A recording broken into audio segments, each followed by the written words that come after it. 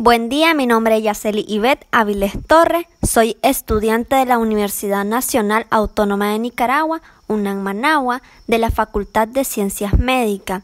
Mi docente es el Dr. René Morales Silva, urólogo. En el tema que les voy a presentar el día de hoy es el uso de los inhibidores de la fosfodiesterasa tipo 5 en el tratamiento de la parte inferior. Síntomas del tracto urinario por hiperplasia prostática benigna.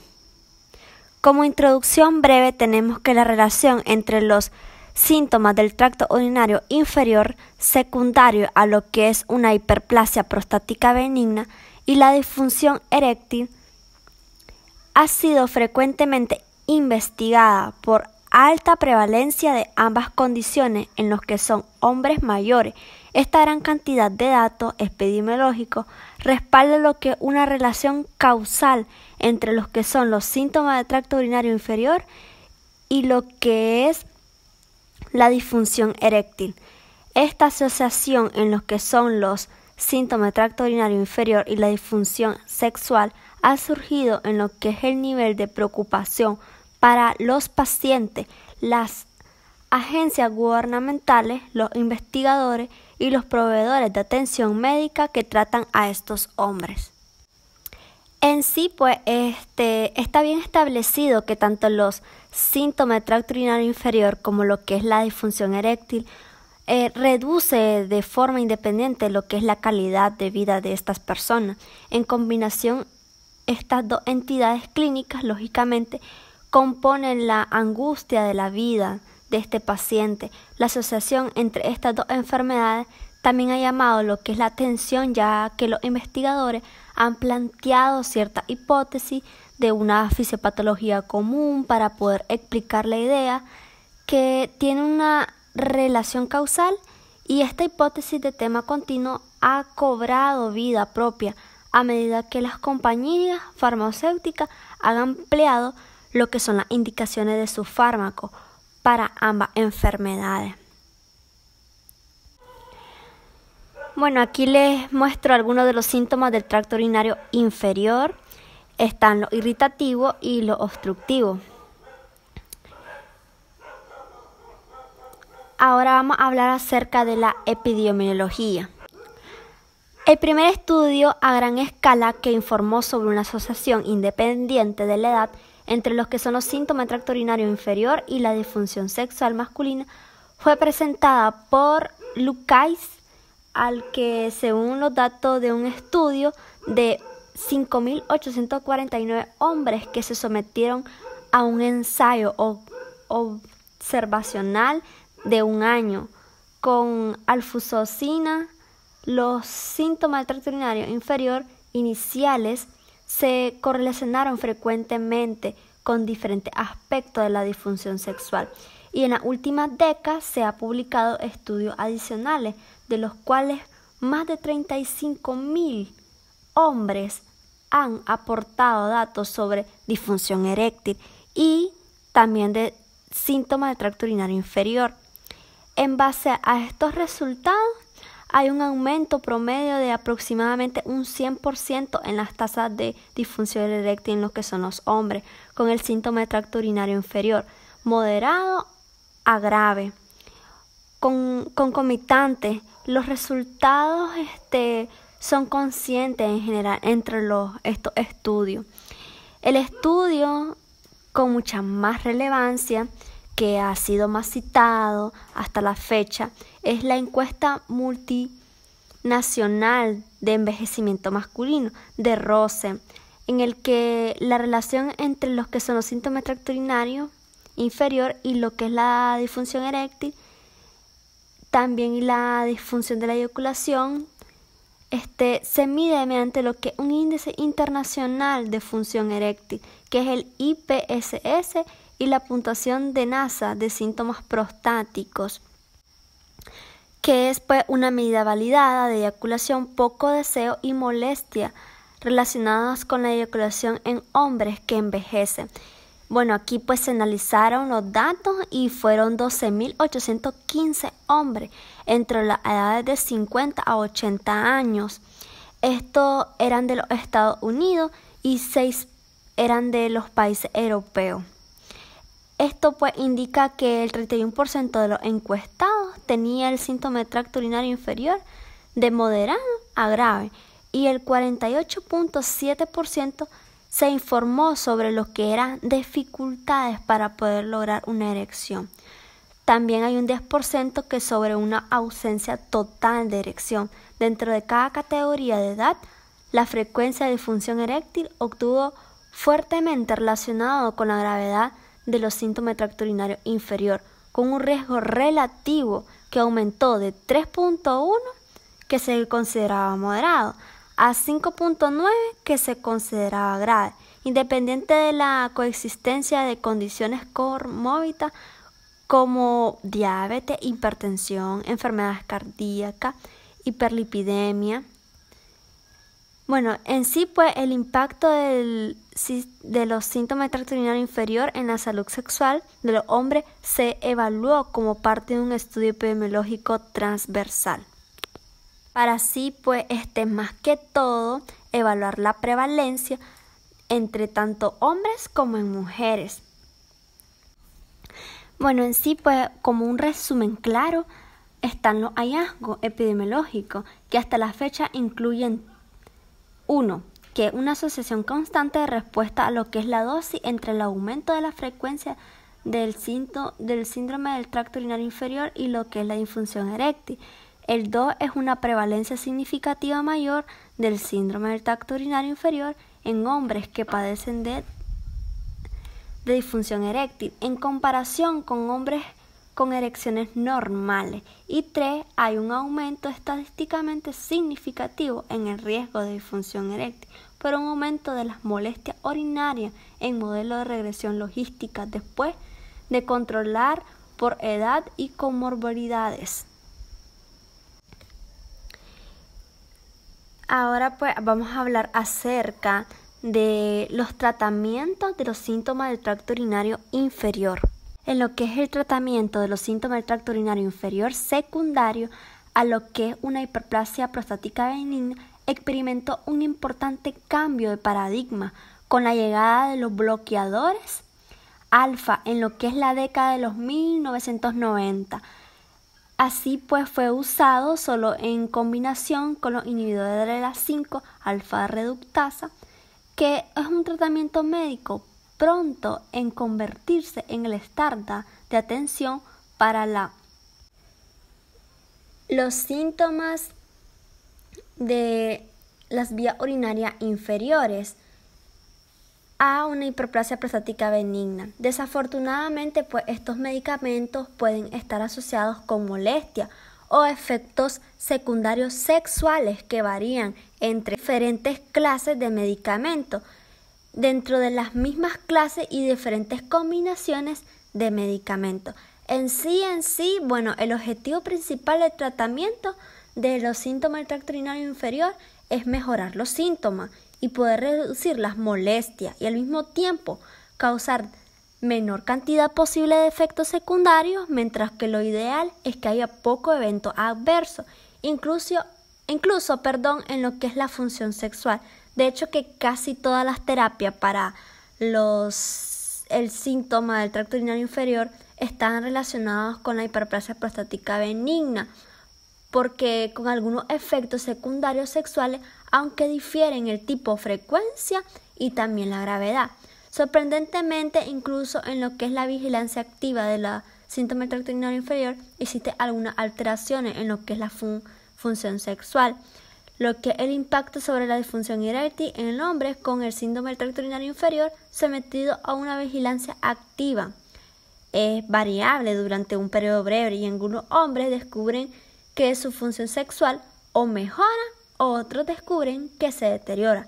Sin embargo, a lo largo de la función sexual tiende a deteriorarse el efecto de los bloqueadores alfa sobre la disfunción eréctil en hombres o con síntomas del tracto urinario inferior es variable durante lo que es un periodo corto y los hombres informan que no hay en sí un cambio o que presentan una mejora modesta de un significado desconocido. Sin embargo, el efecto de estos bloqueadores en hombres con los síntomas de la vía urinaria inferiores, esto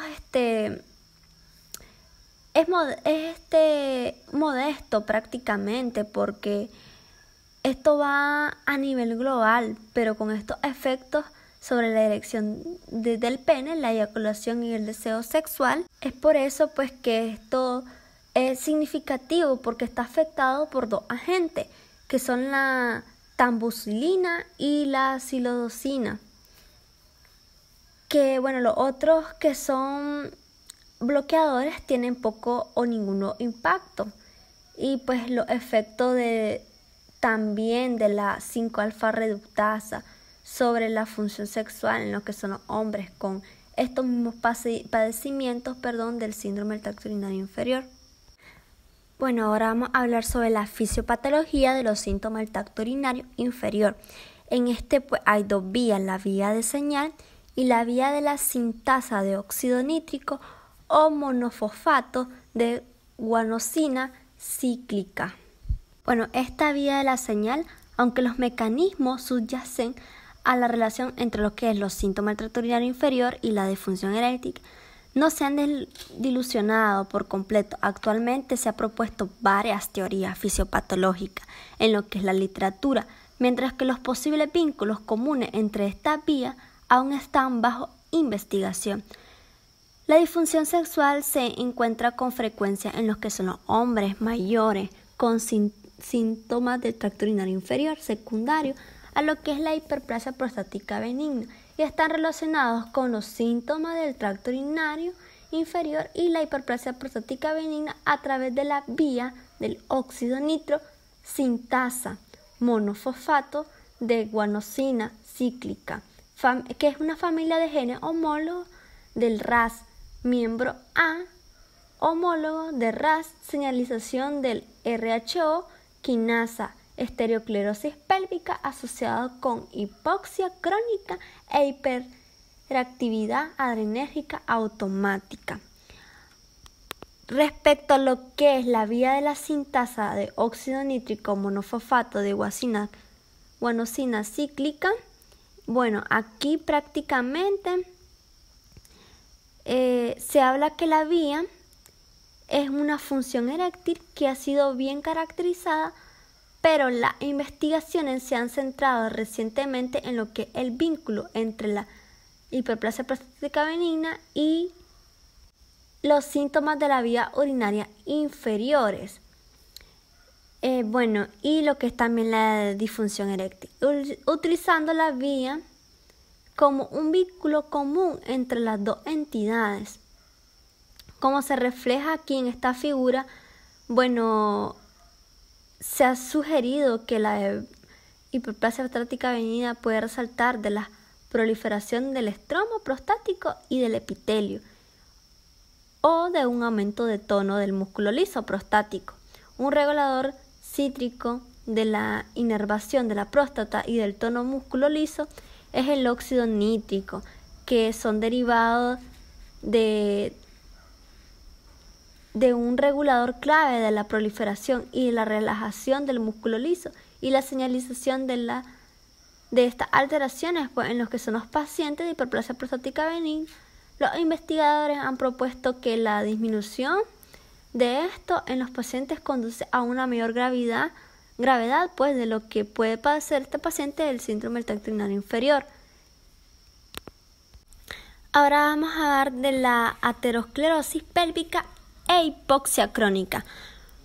Prácticamente se cree que la esclerosis pélvica afecta la función miccional a través de la fibrosis y la contracción de las células del músculo liso en la próstata y la vejiga a través de las alteraciones en las vías y efectos inhibitorios sobre lo que es el factor de crecimiento endotelial vascular, lo que induce a un estado de hipoxia crónica en lo que es la vejiga y la próstata, que se asocia con disfunción eréctil y el síntoma del tracto urinario inferior. En sí pues se ha demostrado en consejos que la hipoxia crónica debido a la enfermedad arterial pélvica resultó en una fibrosis significativa del extrusor y aumento de la presión de la vejiga. Esta fibrosis pues también se asoció con niveles significativamente más altos de factor de crecimiento transformante beta 1 en el tejido de la vejiga. En sí pues los niveles elevados de TGF inhiben la función de las vías y la producción, lo que da como resultado una alteración de la relajación de los músculos lisos prostáticos, lo que podría contribuir a lo que es el músculo liso de la próstata, a aislarlo.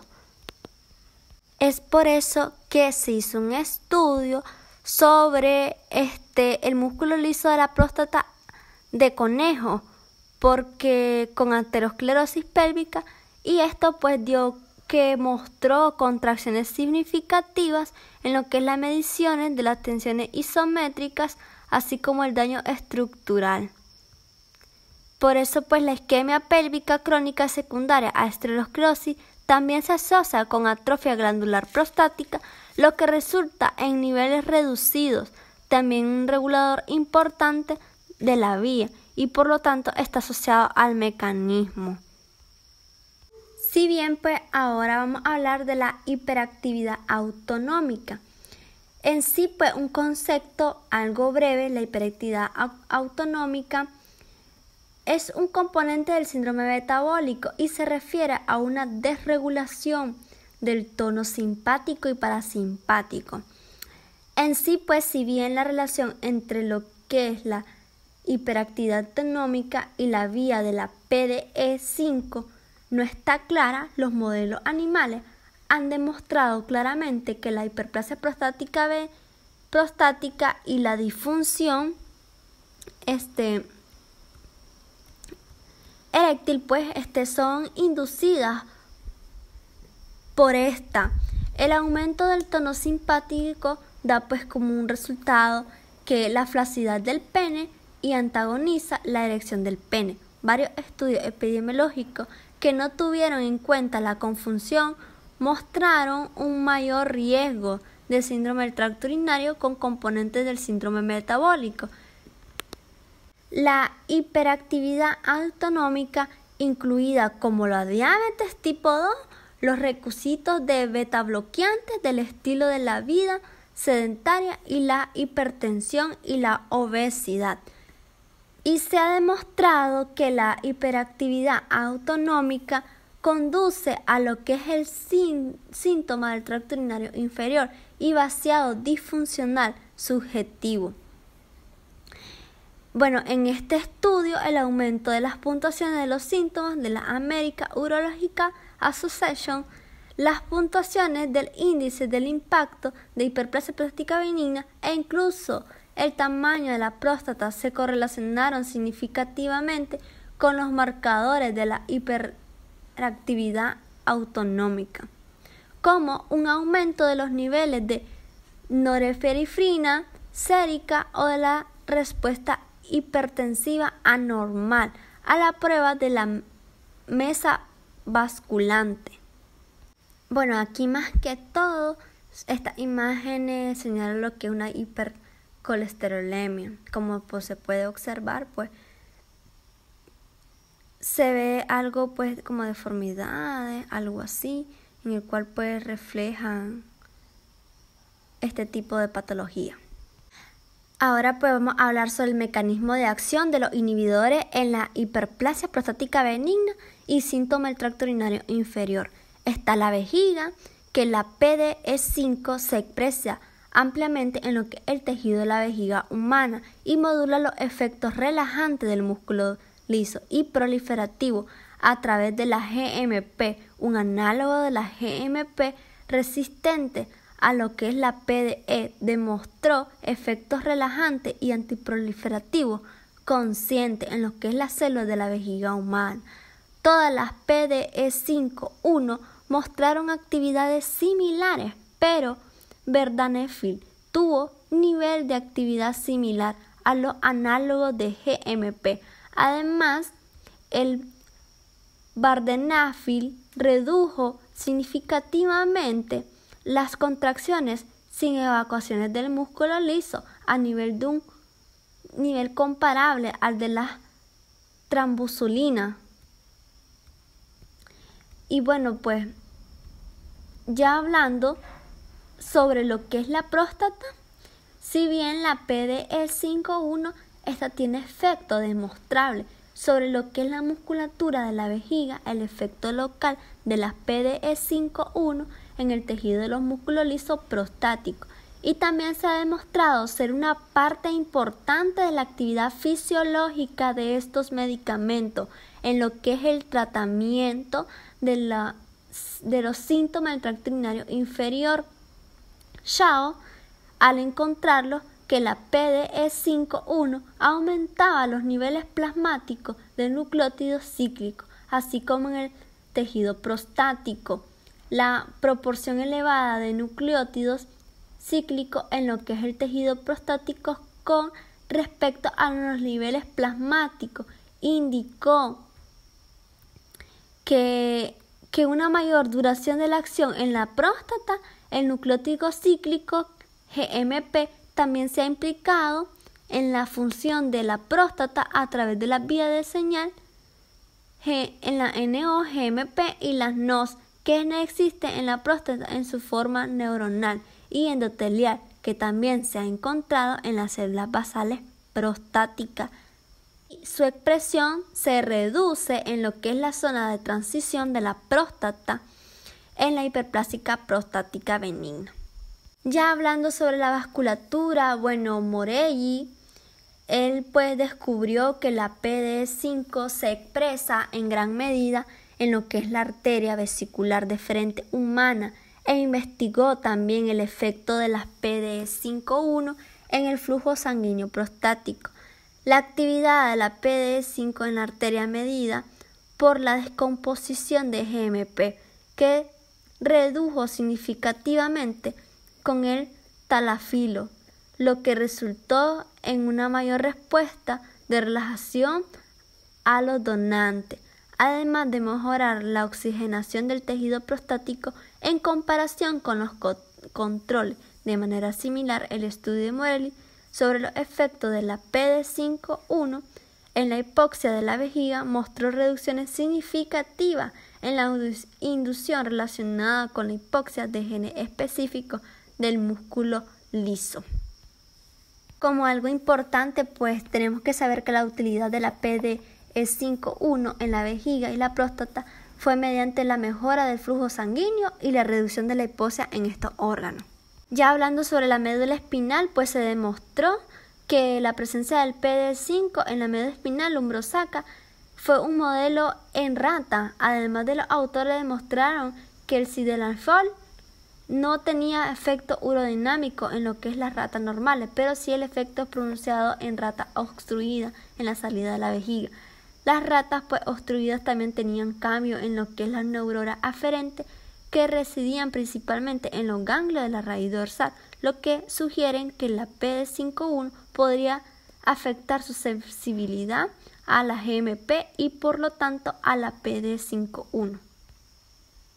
Ya hablando sobre las limitaciones, pues la PDE5 puede ser una terapia útil en lo que es el tratamiento de los hombres con síndrome del tracto urinario inferior secundario después de una hiperplasia prostática benigna. Respecto a la terapia combinada con bloqueadores, está la PDE5-1 alfa, que puede mejorar significativamente los síntomas relacionados con la hiperplasia prostática benigna. Y no use la PDE5 en combinación con otros medicamentos que puedan inducir una vasodilatación, como nitroprusiato, nitroglicerina o isosorbida. También como otra indicación tenemos que no se use la PDE5 si el paciente tiene enfermedades cardíacas de clase 2 o peor. Y también antecedentes de ACV en los últimos 6 meses, angina inestable e hipotensión. También hay que tener precaución en los pacientes contra el uso simultáneo de la PDE5 y también si toman alcohol. ya como conclusión, pues la información proporcionada por los estudios que involucran lo que es la PD5 contribuyen a una base de datos cada vez mayor de información a partir de la cual los médicos pueden extraer recomendaciones con respecto a lo que estábamos hablando, que es la PD5, y en el tratamiento de lo que es la hiperplasia prostática benigna y también sobre lo de las vías urinarias. Sin embargo, la naturaleza de estos estudios disminuye el valor general debido al pequeño tamaño de las poblaciones, el registro inconsciente de los datos de seguridad y la corta duración. Bueno, muchas gracias.